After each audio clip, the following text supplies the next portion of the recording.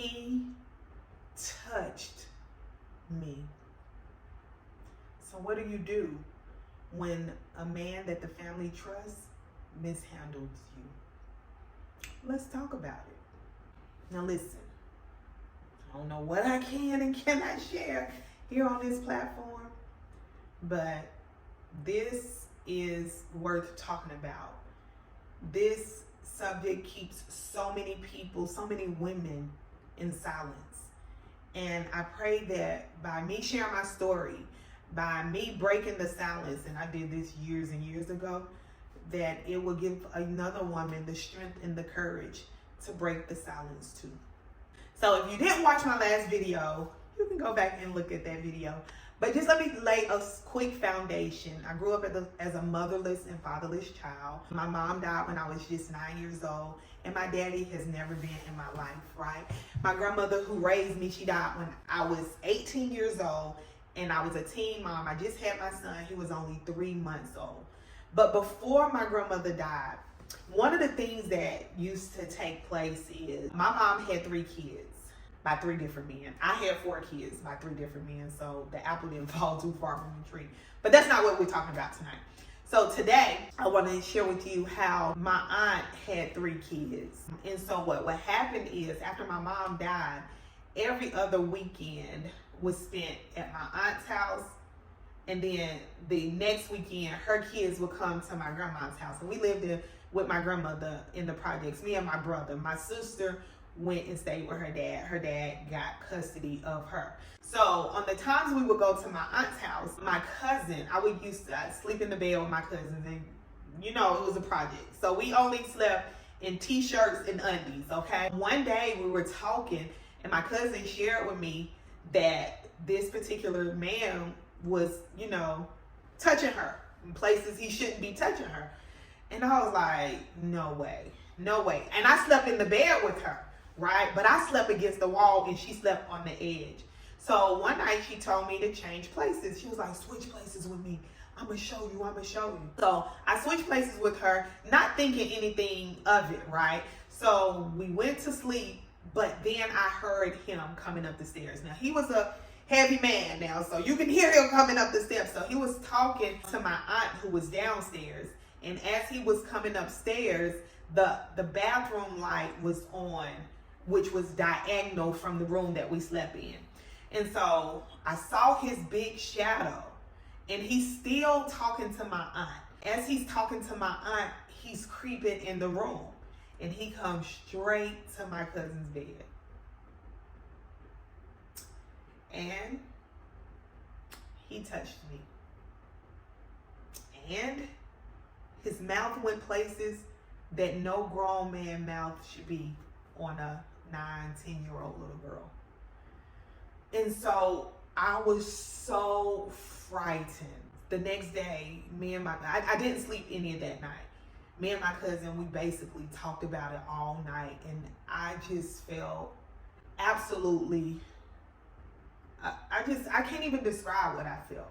I can't even say violated, because I didn't know I was being violated. I just knew that was wrong. And did we tell anybody? Absolutely not. So what would happen is, after that moment, every other weekend when it was time to go over to my aunt's house, I would do things and not want to go, but my grandmother used to make me go anyway. So it didn't stop there. It didn't matter if I was in the front of the bed or the back of the bed.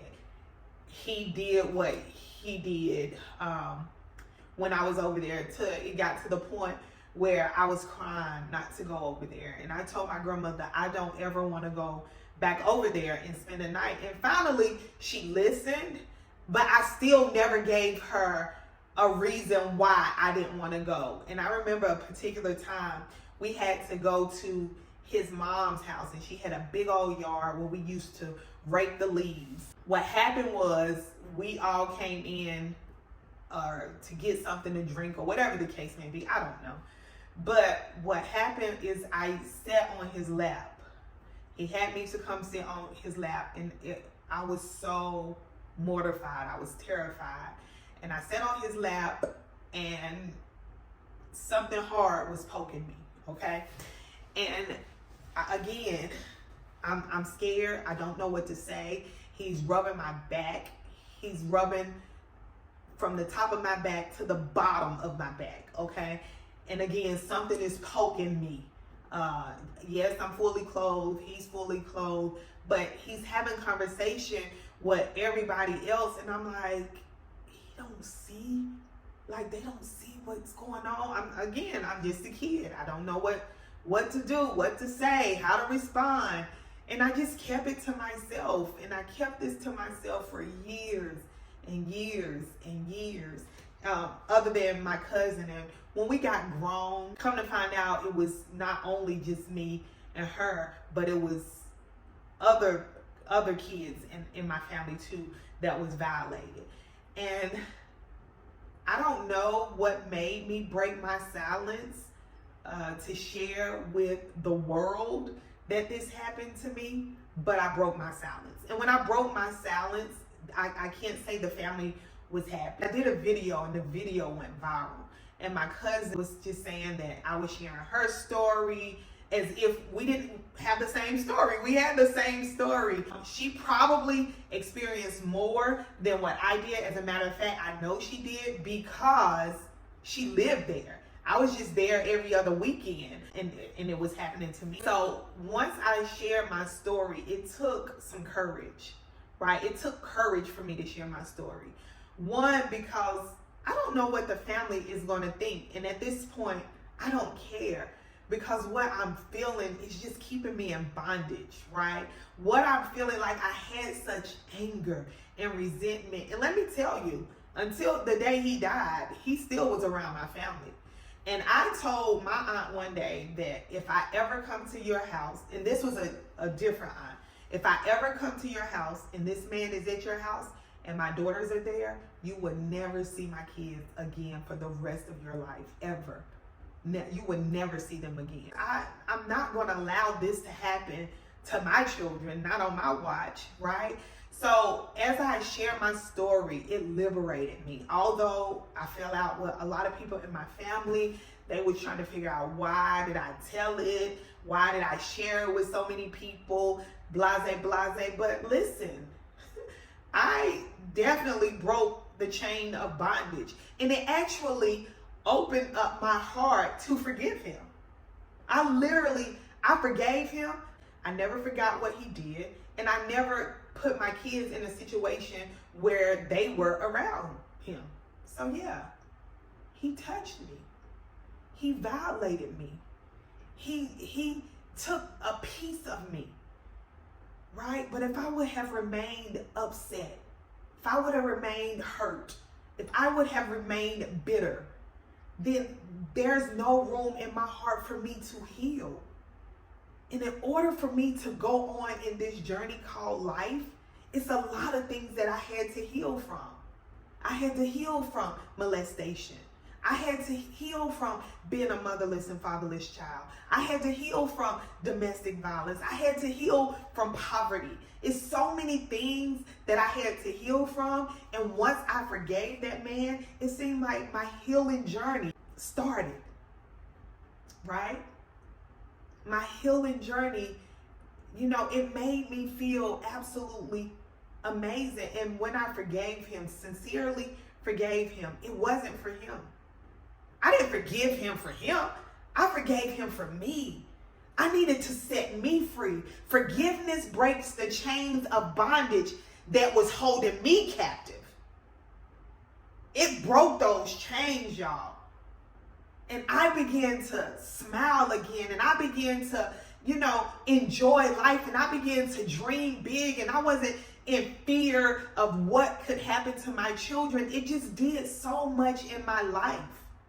So while on my healing journey, I understand the true complexity of trust and betrayal. We trusted this person and he betrayed us, not just me. He betrayed my family, right? And it did something in me. My kids couldn't go to sleepovers. My kids couldn't enjoy parts of childhood that I know I went to sleepovers, right?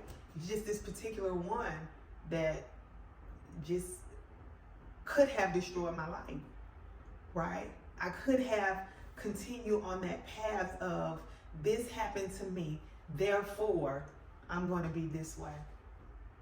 I don't know if not only with me not having a father, the way this man violated me made me run to men instead of run from men. It did a lot to me. It did a lot in me, but it also did a lot for me because I understand the true power of forgiveness and what my life has been like since I chose to forgive. And it wasn't just him, right? I've chosen to forgive a lot of people, including myself, for a lot of things that happened to me, right? Because now I understand that nothing necessarily happens to me, but it happens for me. Well, Antonina, how can you say that this essay is something happening for you? Well, it's the lessons that I learned. It's the things that I can share with other people, my experience.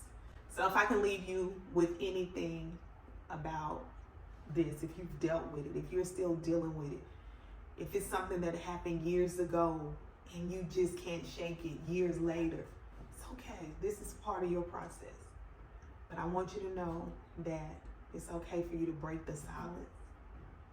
But in order for you to break your silence, you need to learn, dig deep in your heart and forgive not only the perpetrator, but forgive yourself for holding on to it, for allowing it to consume you, for allowing it to take up so much of your world and your space.